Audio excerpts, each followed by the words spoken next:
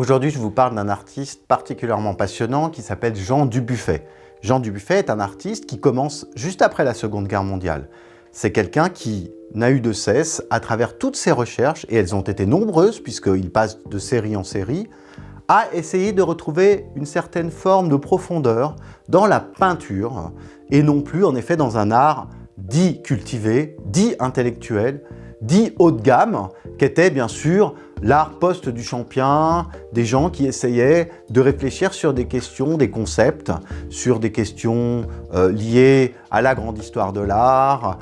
aux avant-gardes, etc. Jean Dubuffet, c'est quelqu'un qui, au contraire, a souhaité garder une forme d'authenticité dans sa pratique. Souvenons-nous de ce que disait Picasso, « J'ai passé toute ma vie à essayer de retrouver l'âme d'un enfant en peignant ». Eh bien, c'est un petit peu également la recherche de Jean Dubuffet, sauf que lui, il est allé un petit peu plus loin puisqu'il est allé du côté de ce qu'on appelle aujourd'hui l'art brut. Et en réalité, c'est lui qui a au fond réinventé ou en tout cas collecté toutes les œuvres de ceux qu'on appelait les fous ou au contraire des gens non cultivés qui n'avaient même pas conscience de la singularité de leur talent artistique. Et cette collection, qui malheureusement n'a pas été prise par l'État français qui ne s'est pas rendu compte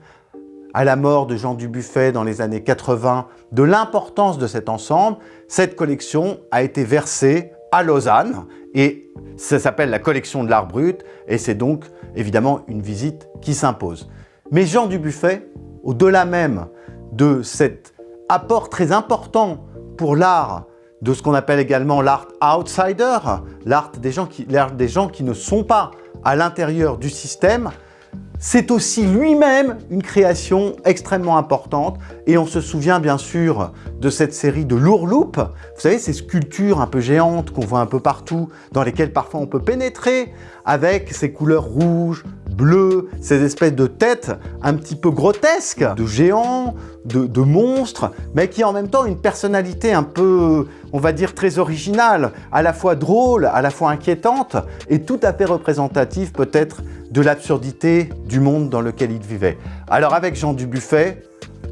soyons doux et allons voir de l'art brut.